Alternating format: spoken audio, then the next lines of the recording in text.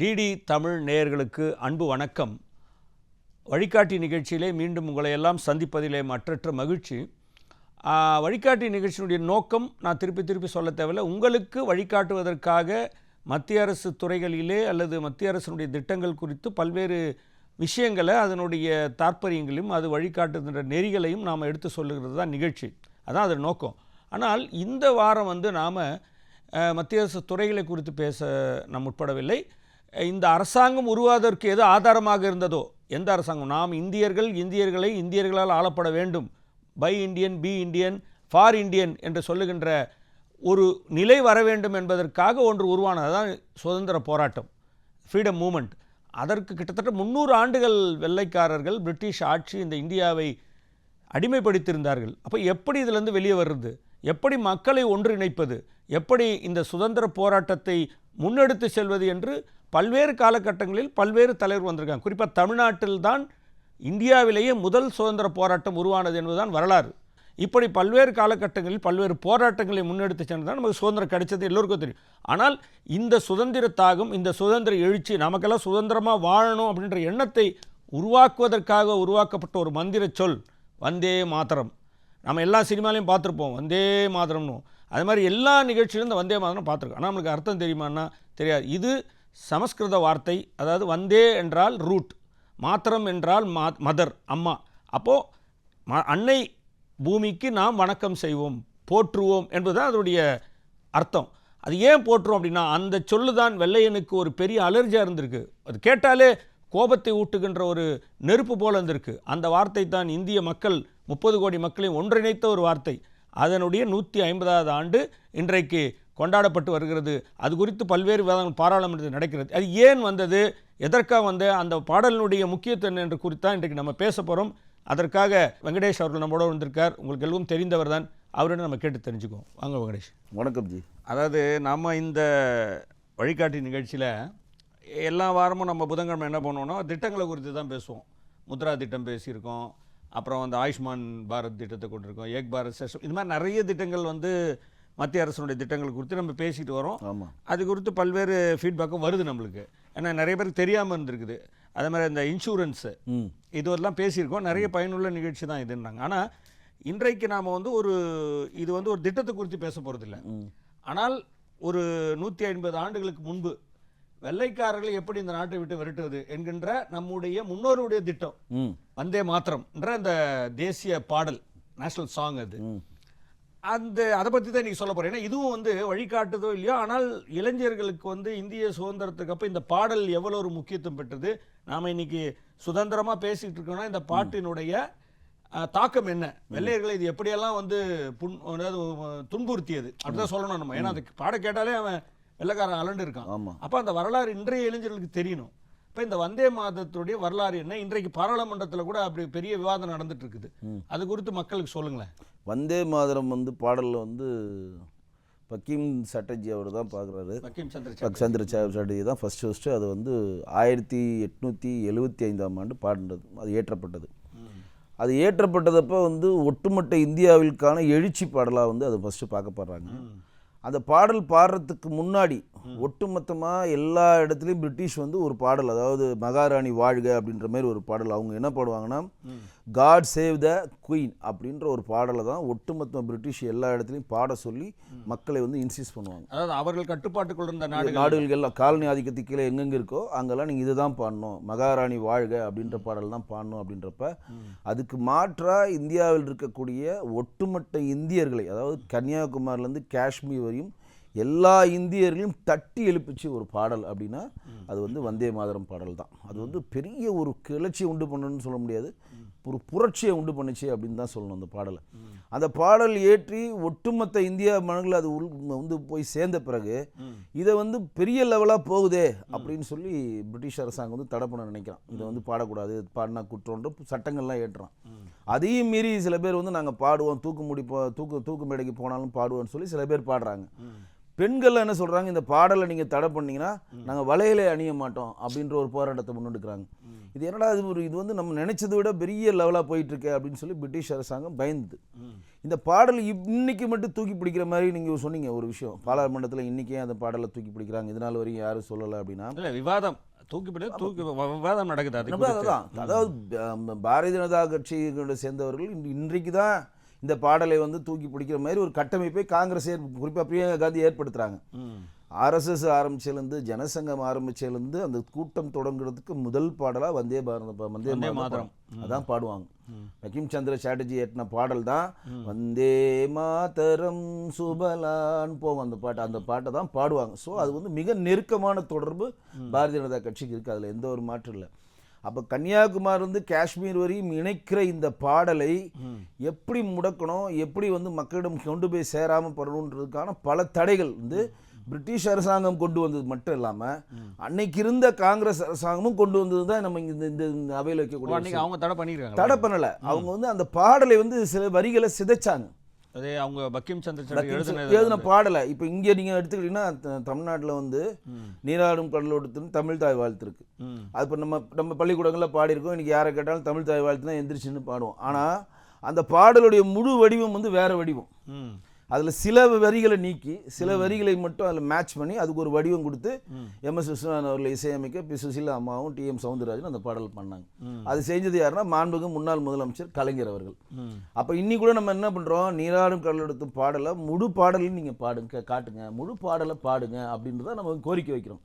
இதே நிகழ்வு தான் அன்னைக்கு இருக்க காங்கிரஸ் பண்ணிச்சு. காங்கிரஸ் ஏன் பண்ணிச்சுன்னா அந்த வரிகளில் 1937 முகமது அலி ஜின்னா அவர் வந்து ஒரு கடிதம் வந்து எழுதுறார் நேருக்கு. இதில் வந்து சில பாடல் வரிகள்லாம் வந்து இஸ்லாமிய சமுதாயத்துக்கு ஏற்புடையதா இல்லை அப்படின்றப்ப அன்றைக்கு வந்து நேரு வந்து காங்கிரஸ் காரிய கமிட்டி தலைவராக இருக்கப்போ ஜின்னாவுடைய ஆதரவு தேவை அப்படின்றப்ப அவர் வந்து நேதாஜி சுபாஷ் சந்திர போஸ்க்கு ஒரு கடிதம் எழுதுறாரு. இந்த பாடலை பாருங்க, இது வந்து சில இஸ்லாமிய சகோதரர்களும் மனப்படுற மாதிரி இருக்கு. ஸோ இதை வந்து நம்ம வந்து திருப்பி வந்து இந்த பாடலை வந்து ரீகனெக்ட் பண்ணணும் இது அப்படின்னு சொல்லி அவங்க ஒரு கழுதை எழுதுறப்ப தான் அந்த பாடலில் சில சரணங்களை சிதைக்கிறாங்க. இதுதான் வந்து இப்போ வந்து மோடிஜி அவர்கள் வந்து மேற்கோள் காட்டுறாரு. இந்த வந்தே மாதரம் பாடலை இன்னைக்கு 150வது வருஷத்தை நம்ம கொண்டாடுறோம். இந்த 150வது வருஷத்தில் எந்தெந்த வரிகளை அவங்க நீக்கினாங்களோ அதையும் சேர்த்து தான் நம்ம பாடுறோம். அவங்க நீக்கினதெல்லாம் அதையும் சேர்த்து தான் பாடுறோம். அந்த அளவு வந்து ஒரு எழுச்சி முக்கிய வரிகளான பாடல் அது. இப்போ நீங்கள் நாட்டில் எல்லையை காக்கிற வீரர்கள் இறந்தாலும் ஒரு உத்தியோகம் பெறனாலும் அப்படியே ஒரு வீரமான ஒரு ஸ்பீடுக்கு போகணும். அதேமாதிரி உள்ளூர் இருக்க போலீஸ்கள் இறந்தாலும் திருடனை பிடிக்கிறதோ இல்லை மற்ற குற்றச்செயலில் ஈடுபட்டவர்கள் வந்து ஓடி போய் பிடிச்சோ ஏதோ ஒரு வீரமரணம் அடைஞ்சாலும் இராணுவ வீரர்களாகவும் சரி இங்கே கூடிய காவல்துறை அதிகாரிகளும் இறுதியில் அவங்க மூச்சில் இருக்கப்ப அம்மா அப்பான்லாம் கத்தவே மாட்டாங்க. வந்தே மாதரம் அப்படின்னு சொல்லி தான் அவங்க தன் உயிரை நீக்கிற அளவுக்கு இந்த பாடல் நம்ம இந்திய மண்ணில் ஒவ்வொரு இந்திய குடும்பம் ரத்தத்தில் ஊறி இருந்தது. இந்த பாடல் ஏன் கொண்டாடப்படலை? இப்போ 1875 தான் பங்கிம் சந்திர சாட்டர்ஜி இந்த பாடல் எழுதினார். அதுக்கப்புறம் 50 வருடம் வரப்ப இந்தியா சுதந்திரம் அடையலை, காலனி ஆட்சிக்குள்ள தான் நம்ம இருக்கிறோம். சரி, அப்போ நம்ம கொண்டாடல. 100 வருடம் வருது. 100 வருடம் வரப்போ யாருன்னா இந்திரா காந்தி அவர்கள் 1976 எமர்ஜென்சி பீரியட், எதுவுமே கொண்டாடல. இப்போதான் மோடிஜி அவர்கள் இந்த 180வது வருடத்தில் இந்தியாவில் இருக்கக்கூடிய இளைஞர்களிடம் இந்த பாடலுடைய வீரத்தையும் தொன்மையும் அன்றைக்கு இந்த பாடல்கள் என்னென்ன தடை பண்ணிச்சு, அந்த பாடல்களை எப்படி வந்து காங்கிரஸ் அரசாங்கம் சிதைச்சுது, அந்த பாடலுடைய முழு வடிவம் என்ன அப்படின்றதுக்காக விழா எடுத்து ஒவ்வொரு மாநிலங்களும் இதுக்கு ஒரு இன்சார்ஜை போட்டு இந்த பாடலை ஒவ்வொரு இளைஞர்களும் கல்லூரியிலும் ஸ்கூல்லையும் போய் பாடணும் அப்படின்னு சொல்லி பெரிய ஒரு கட்டமைப்பை ஏற்படுத்தி இன்றைக்கு பங்கிம் சந்திர சாட்டர்ஜியோட பேரன் அவர் சொல்றாரு, இன்னைக்கு வந்து இது கேட்குறப்ப எங்களுக்கு சந்தோஷமா இருக்குன்னு சொல்லி ஒரு ஆர்டிகல் அவர் வந்து எக்ஸ் வலைதளத்தில் பதிவிடுறாரு. பேரன் வந்து ரொம்ப மகிழ்ச்சியா இருக்கு இதை பார்க்குறப்ப, என்னுடைய தாத்தாவுடைய கனவு நிறைவேறது எங்களுக்கு மிகப்பெரிய ஒரு மகிழ்ச்சி இருக்குது அப்படின்னு. அப்போ இது என்னென்ன ஏன் இதை வந்து இப்போ இந்த மாதிரி சிதைக்கிறாங்க? அன்னைக்கு தன்னுடைய காங்கிரஸ் காரிய கமிட்டியினுடைய தலைவர் பதவியை காப்பாற்றிக் கொள்வதற்காக ஏன் இந்த வரிகளை இணைச்சி எடுத்தாங்க அப்படின்ற ஒரு கேள்வியை இங்கே மக்களிடம் கொண்டு போய் சேர்க்க வேண்டிய கடமை தேசிய ஜனநாயக கூட்டணிக்கு இருக்குது. அதுதான் செய்கிறாங்க. அன்றைக்கி ஏன் அது செஞ்சாங்கன்னா அவங்களுக்கு ஏற்புடையதா இல்லை, முஸ்லீம் லீக்கோட ஆதரவு வேணும். அப்போ மத நல்லிணக்கம் என்று சொல்லிக்கொண்டே நம்ம மதம் சம்பந்தப்பட்ட ஒரு வங்க மொழியில் ஒட்டுமொத்த இந்தியாவில் ஒருங்கிணைத்த இந்த பாடலை ஏன் வந்து சிதைச்சாங்க அப்படின்ற ஒரு கேள்வி எழுதா இல்லையா? ஆனந்த் மார்ட்ன்ற ஒரு நாவல்ல இருந்து தான் அந்த வரிகளை எடுக்கிறார் ஆமா பங்கிம் சந்திர சாட்டர்ஜி. அன்றைக்கு வந்து அது தேவைப்பட்டது. ஏன்னா பிரிட்டிஷ்காரன் இப்போ நம்ம சுதந்திர இந்தியாவை மாறிட்டோம். அன்றைக்கு அந்த வரிகளை எடுக்க சொன்னப்போ வந்து அன்றைக்கு இந்துக்களும் முஸ்லீம்களும் பிரிஞ்சிடக்கூடாது, இந்த பாட்டை கேட்டு எல்லாரும் ஒன்றா சேரணுன்றதுக்காக அந்த வரிகளை வந்து எடுத்திருக்கலாம். அப்படி நான் நினைக்கிறேன். என்னுடைய அப்படி இருந்திருக்கலாமோ. இப்போ அந்த பாடல் வந்து திருப்பி இப்போ நம்ம இந்தியன்ஸ் எல்லாம் ஒன்றா வாழறாங்க, முஸ்லீம் இந்துக்கள் எல்லாம் ஒன்றா தான் வாழறாங்க. இப்போ அதை அவர்கள் புண்படுத்தக்கூடிய வரின்னு நேரு சொல்லியிருக்காருன்னு சொன்னீங்க இல்லையா? இப்போ அதை இப்போ சேர்க்கறதுனால என்ன ஒரு பெரிய மாற்றம் வந்து? இல்லை, சேர்க்கறதுனால இல்லை, அந்த டைமே வந்து நம்ம வந்து ஓட்ட அரசியலுக்காக முஸ்லீம் லீக் கட்சியினுடைய தலைவர் கூடிய முகமது அலியா ஜின்னாவுடைய அழுத்தத்தினால ஒரு முழு பாடல் வழியவே சிதைச்சிட்டாங்க அப்படின்றது தான் நம்ம வைக்கக்கூடிய கேள்வி. ஒரு சில சரணங்களை நீக்கின பிறகு மஸ்ட் என்ன சொல்லிட்டாங்கன்னா, இதை ஏற்றுக்குவாங்க. அதாவது நம்ம காங்கிரஸ் காரிய கமிட்டியினுடைய கூட்டம் நடக்குது கொல்கத்தாவில். அப்போ என்ன பண்ணலாம் அப்படின்றப்ப சரி இந்த பாடல்களை அந்த நம்ம காங்கிரஸ் காரிய கமிட்டி கூட்டத்தில் வந்து ஏற்கப்பட்ட தீர்மானத்தை மறுபரிசீலனை பண்ணுங்க அப்படின்னு சொல்கிறாங்க. நேதாஜி கிட்ட கொண்டு போய் கொடுத்து மறுபரிசீலனை பண்ணுங்கன்னு சொல்கிறப்போ மறுபரிசீலனை போகிறப்ப தான் சரி இப்போ இவங்களுக்கும் வேணாம் சில வரிகளை நீக்கிச்சு இது வந்து தேசிய பாடல் நம்ம வச்சுக்கலாம் அப்படின்னு சொல்லிட்டு அவங்க வந்து ப்ராசஸ் ஆகி சுதந்திரம் போராடுறதுக்கான எல்லா தலைவரும் வந்தே மாதத்த பாடலை பாடிட்டு இருக்காங்க. ஆனால் சுதந்திரம் அடைஞ்சு 1947 சுதந்திரம் அடைஞ்சு 1950 தான் அரசியல் நிர்ணய சபை வந்து இந்த தேசிய பாடலை ஏற்றுக்கிறாங்க. இப்போ இதுக்குள்ள நடந்த இந்த வரலாறுல என்னென்ன சில சரணங்களை ஏன் எடுத்தாங்கன்ற இந்த விஷயத்தை நம்ம வந்து இளைஞர்களிடம் கொண்டு போய் சேர்க்கறது இது ஒரு கதை. ரெண்டாவது என்னன்னா, இந்த பாடலுடைய முக்கியத்துவம் என்ன, இன்னைக்கு எல்லாரும் என்ன சொல்றாங்க, வந்தே மாதரன்றாங்க. வந்தே மாதரம்னா என்ன பண்ணா அவனுக்கு தெரியலன்றான். தாய் மண்ணுக்கு வணக்கம். வந்தே மாதரம் என்ன அது சொன்னா, அப்ப இந்த வந்தே மாதரம் பாடலை மொழிபெயர்த்தார் பாரதியார். வந்தே மாதரம் என்போம் இந்த மாநில தாயை வணங்குவோம் என்போம் சொல்லி அப்பயே மொழிபெயர்த்து நார்த்ல அந்த பாடல் வந்தாலும் சவுத்துல எழுச்சியை அவர் ஊட்டுறாரு. அதுதான் மோடி அவர்கள் பாராளுமன்றத்தில் குறிப்பிடுறாரு. பாரதியார் இந்த பாடலுக்கு மொழிபெயர்த்து சவுத்திலையும் உணர்ச்சிகளை ஊட்டுறாரு. ஒவ்வொரு தேசிய கொடிக்கும் நாம் வணங்க வேண்டும், தேசிய கொடியை நம் தாய்மார் பாதுகாக்கணும், தேசிய கொடியை வணங்கணும்னு சொல்லிட்டு கொடிப்பாடல் ஒன்று ஏற்படுத்தினார். நம்மலாம் ஸ்கூல்ல படிக்கிறப்ப அந்த பாடல் கொடிப்பாடல், தாயின் மணி கொடி பாடி அது தாழ்ந்து படிந்திட புகழ்ந்திட வாரீர் அப்படின்னு சொல்லிட்டு அந்த பாடலை பாடின பிறகுதான் அந்த திங்கமணி ஸ்கூல் உள்ளே போக முடியாது. அதெல்லாம் நல்லா ஞாபகம் இருக்கு. அப்ப இளமையிலே நமக்கு வந்து தேசப்பற்ற ஊட்டணும். இளமையிலே நம்ம கொடியினுடைய மகத்துவத்தை மாணவரிடம் கொண்டு போய் சேர்க்கிறோம். இளமையிலே நம்மளுடைய முன்னோர்கள் எவ்வளவு கஷ்டப்பட்டு இந்த சுதந்திரத்தை வாங்கி கொடுத்தாங்க. இன்னைக்கு வந்து பாராளுமன்றத்தில் நீங்கள் எதிர்கட்சி நான் ஆளுங்கட்சி, நீங்கள் வந்து இந்த திட்டத்தை ஏற்ற மாட்டேன்றீங்க, இந்த திட்டத்தை நாங்கள் கொண்டு வரோன்ற பல முரண்பாடுகள் இருந்தாலும் நாம் எல்லாம் இந்த வந்து பங்கிம் சந்திர சாட்டர்ஜி எழுதின வந்தே மாதரம் பாடல் எழுச்சி மூலம் பெற்ற சுதந்திரத்தின் மூலம்தான் இன்றைக்கு சுதந்திரமாக இருக்கிறோம் அப்படின்றத அங்கே பதிவு பண்ணுறாரு. இல்லை, இப்போ என்னுடைய அந்த பாடலுக்கு வந்து யாரும் மறுப்பு தெரிவிக்கல. இப்போ வந்தே மாதரம்ன்ற அந்த பாட்டை வந்து 140 கோடி மக்களும் எதிர்கட்சி ஆளுங்கட்சி எல்லாருமே வந்து ஒட்டுமொத்த கருத்து ஒருமித்த கருத்தாக அந்த பாடல் ஒலிக்கிறதோ அல்லது நிறுத்தப்படும் யாரும் சொல்லலை. இப்போ அந்த பாடல்கள் எடுக்கப்பட்ட வரிகள் நீங்கள் சொன்னீங்களா, சிதைக்கப்பட்ட வரிகளுக்கு அதையே இப்போ அது சேர்க்கணும். என்ன இப்போ எல்லாம் சுதந்திரம் முடிஞ்சாச்சு, இப்போ அதுக்கான இது என்னன்றது தானே இப்போ சில பேர் கேட்குறாங்க. இப்போ வந்து சேர்க்கணுன்றது இல்லை, இது எடுக்கப்பட்டதுன்ற பதிவை கொண்டு போய் சேர்க்குறோம். இப்போ கூட நீராறு கடலோட பாடலில் இருப்ப நம்ம வந்து தமிழ் தாய் வாழ்த்து பாடுறப்ப நம்ம முழு பாடலையும் நம்ம வெளியிட்டோம். பிஜேபி வெளியிட்டுச்சிங்க தமிழ்நாட்டில். அதே மாதிரி இந்த முழு பாடலையும் வெளியிடுறோம்.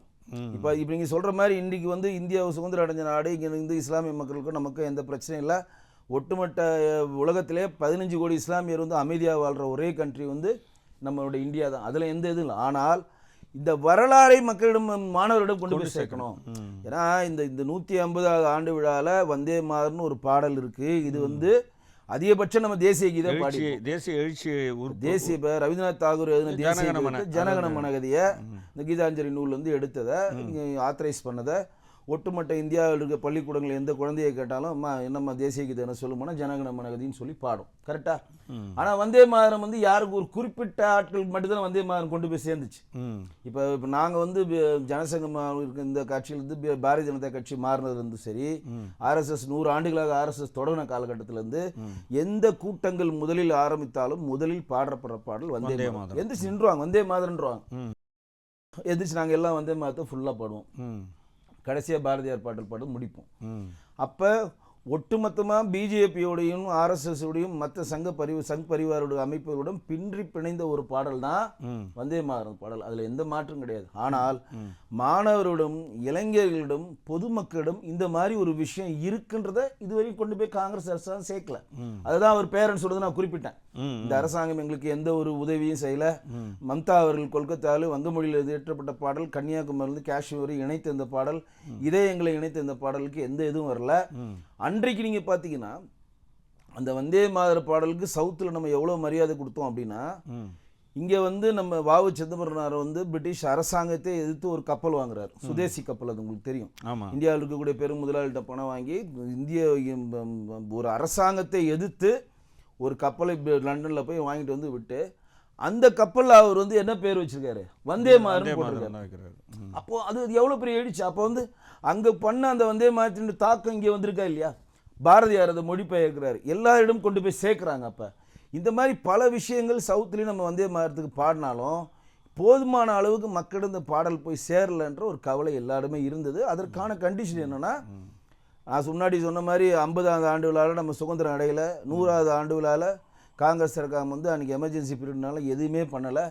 இன்றைக்கும் நம்மளுடைய பாரத பிரதமர் மோடிஜி அவர்களுக்கு இதை மக்களிடம் கொண்டு போய் சேர்க்கிற அந்த வாய்ப்பை கிடைத்திருக்கிறது. அந்த வாய்ப்பை நம்ம உபயோகப்படுத்துகிறோம். இந்த பாடல்களை பள்ளி குழந்தைகளிடம், மாணவர்களிடம், கல்லூரி மாணவர்களிடம், இளம் தலைமுறையிட்ட இந்த பாடலான விழிப்புணர்வை நம்ம கொண்டு போய் சேர்க்கிறோம். ஏன்னா ஒரு பாடல் பாடப்படுதுன்னா அது யார் ஏற்றுனாங்க, எதற்காக ஏற்றுனாங்க, அந்த பாடல் இந்த வரலாறு என்ன, அது சுதந்திர தீயை நமக்கு எப்படி ஊட்டுச்சு, இந்த பாடல் மூலம் நம்ம என்ன செய்தியை வந்து மக்களிடம் சொல்கிறோம், முதல்ல இந்த பாடலுக்கான அர்த்தம் என்ன அப்படின்னு தெரியாமே ஒரு தலைமுறை இருந்துச்சா இல்லையா? இன்னைக்கு வந்தே மாதரம்னு சொல்லிட்டு போயிடுவாங்க. என்னப்பா வந்தே மாதரம்னா என்னன்னு சொல்லி போனால் பதில் இருக்காது.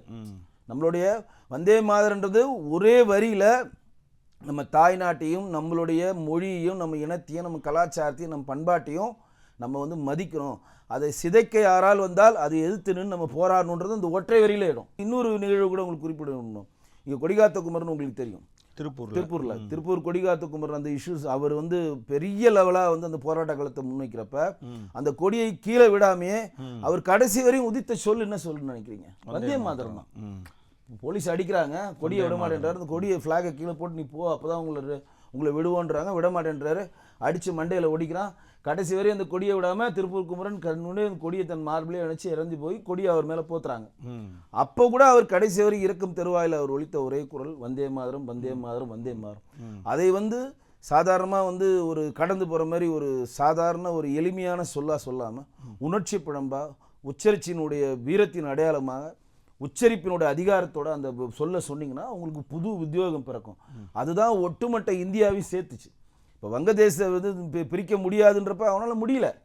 ஏன்னா ஒரு மொழி வாரியாக, இனம் வாரியாக பிரிச்சிடலான்னு பார்க்குறப்ப அந்த ஒற்றை பாடல் ஒரு ஒரு வங்கதேசத்தையும், இப்போ நம்ம இந்தியா இருந்துச்சு, இப்போ வங்கதேசம், இந்த ரெண்டுத்தையும் வந்து பிரிக்க முடியலையே, அப்போ இந்த பாடலோடைய பவர் எவ்வளோ இருக்குது அப்படின்னு சொல்லி பிரிட்டிஷ் பார்த்து பயப்படுறான் அந்த பாட்டை. அந்த மாதிரி பிரிட்டிஷ் பார்த்து பயந்த பாடலை நீங்கள் வந்து எளிய மக்களிடம் ஏன் கொண்டு போய் சேர்க்கலன்றத கேள்வி.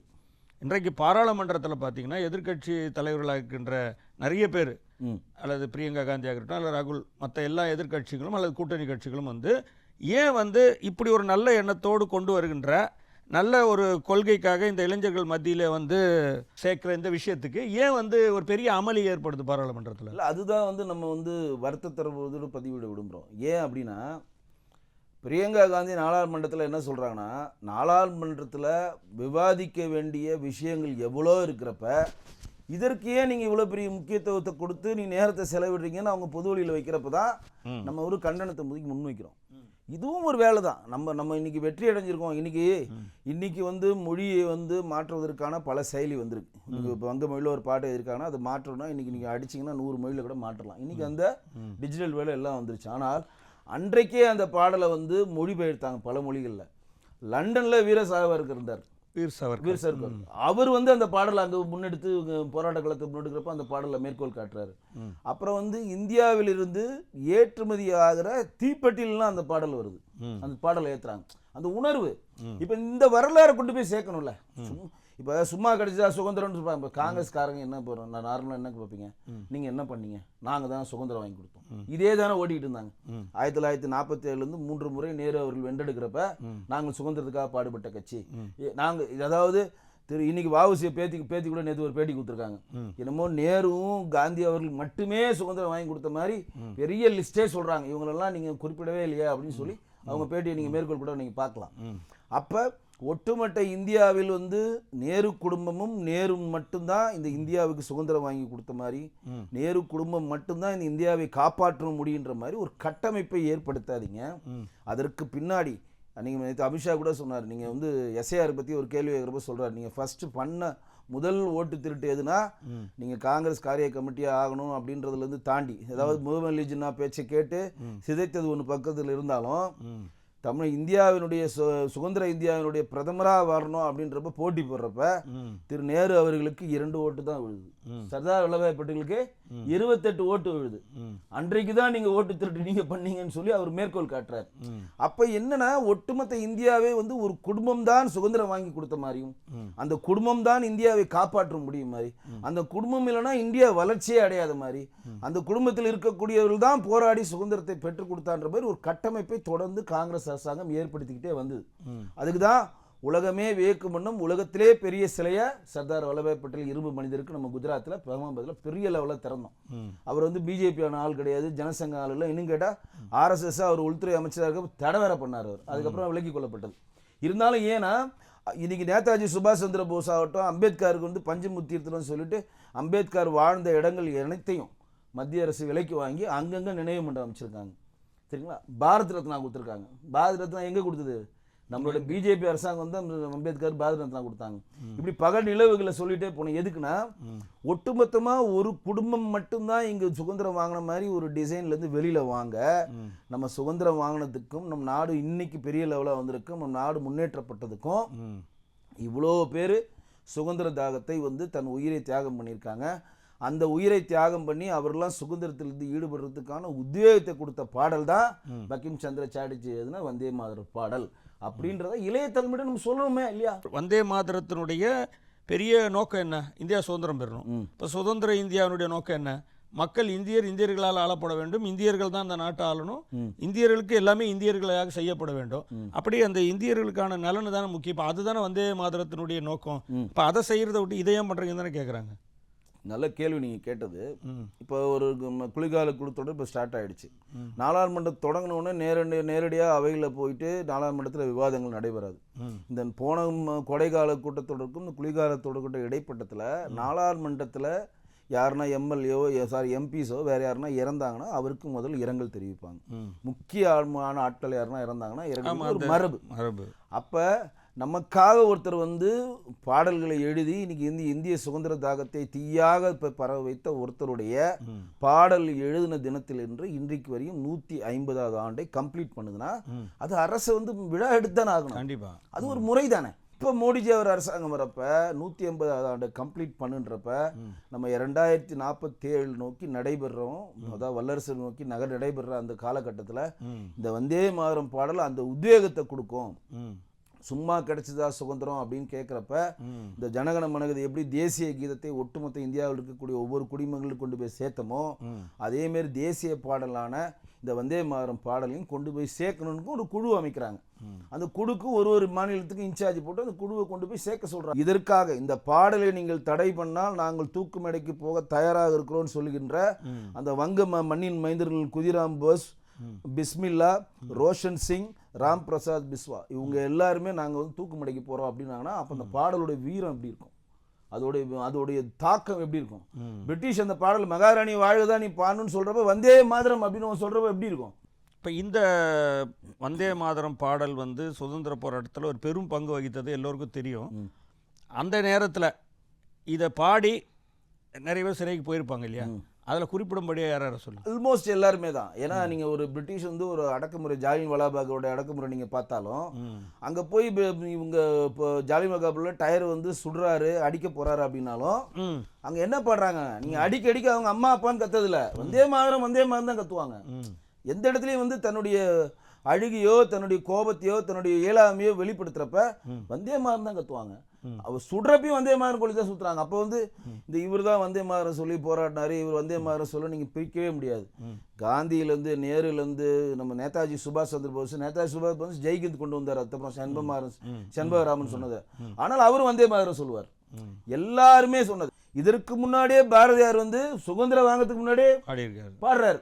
ஆடுவோமே பல்லு பாடுவோமே ஆனந்த சுதந்திரம் அடைந்து விட்டோமே. அது வந்து உங்களுக்கு தெரியல அந்த படம். இப்போ பாரதியார் பாடல்களையும் மேற்கோள் காட்டி அது ஒரு படமே வந்திருக்கு. ஏவிஎம் செட்டியார் அவர்கள் தான் பாரதியார் பாடல் அன்னைக்கு வந்து அவர் கையில் வச்சிருந்தாரு. இப்போ நாட்டுக்கு கொடுத்துட்டாரு.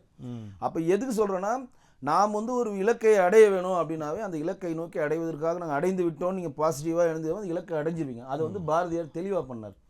சுதந்திரம் அடைஞ்சு விடுவோன்ற அவருக்கு வந்து நேர தொலைநோக்கு பார்வை இருந்தனால தான் தன்னுடைய பாடல் வரிகளில் அதை பாடி கொண்டாட்ட நிகழ்வு அது கொண்டு வந்தார். இப்போ இந்த 150 வருஷம் நம்ம வந்து கொண்டாடுறதுக்கான ஆரம்பம் ஆயிடுச்சு இந்தியா வச்சுங்களேன். இப்போ இது எந்த அளவுக்கு மக்கள்கிட்ட வந்து இந்த ரெஸ்பான்ஸ் எப்படி இருக்கு? மக்கள்கிட்ட வந்து அபிரூபமான ரெஸ்பான்ஸ் இருக்கு. எல்லாரும் கூகுளில் போய் தேடுறாங்க. ஓ இது மாதிரி இந்த பாடல் 150 வருஷம் பழமை கொண்ட பாடலா, இந்த பாடல் வந்தே மாறன் என்னன்றது தெரியாமல் நம்ம வந்தே மாறன் சொல்லிட்டு இருக்கோம். நம்ம ஸ்கூல் நாடகங்கள் நடிக்கிறப்ப வந்தே மாறன் சொல்லி நடிக்கிறோம். நம்ம வந்து காந்திஜி புகழை பற்றி பேசுகிறப்ப வந்தே மாறன் சொல்லி முடிக்கிறோம். பெரிய பெரிய பொலிட்டிஷியனே வந்து மேடையில் பேசி முடிக்கிறப்ப வந்தே மாறன் சொல்லிட்டு இறங்குறோம். ஆனால் இந்த பாடல் வரிகளுடைய அர்த்தம் என்ன? வந்தே மாதரம் என்போம், நம்ம மாநில தாயை வணங்குவோம் என்போம். நம் தேசத்தையும் நம்ம மாநிலத்தையும் நம் தாயையும் நம்ம கொடியையும் நம்ம நாட்டையும் நம்ம மண்ணையும் என்றைக்கும் வணங்க வேண்டும் அப்படின்ற உணர்வை ஒவ்வொரு தேசப்பற்றாளனுக்கும் நீங்கள் கொண்டு போய் சேர்க்கணும் அப்படின்றது அந்த 150வது விழாவினுடைய நோக்கம். அந்தளவு எழுச்சியான இந்த பாடலை இன்றைக்கு இளைய தலைமுறை நம்ம கொண்டு போய் இந்த 150 விழாவில் சேர்த்திருக்கோம். அதற்கு மாண்புமிகு பாரத பிரதமர் மோடிஜி அவர்களுக்கு நம்ம நன்றி சொல்றோம். ரொம்ப ரொம்ப நன்றி. அதாவது இளைஞர்கள் வந்து இந்த வந்தே மாதரத்தை பார்த்து நிறைய பேர் தெரிஞ்சுக்கணும். ஏன்னா நம்ம இப்போ இன்றைக்கு உட்காந்து பேசிட்டு இருக்கோம், ஜாலியாக சேட் பண்ணிட்டு இருக்கோம், செல்ல வச்சுட்டு இருக்கோம்னா அதுக்காக கூட வந்தே மாதரம் தான் காரணம். உண்மை என்ன? அப்போ அந்த வேட்கை வர வேண்டும் என்ற உணர்வு தான் இன்றைக்கு அரசனுடைய நோக்கமாக இருக்கிறது. அதை மிக அழகாக எடுத்து சொன்னீங்க. நிலையத்திற்கு வந்ததுக்கு உங்களுக்கு நன்றி. நன்றி சார்.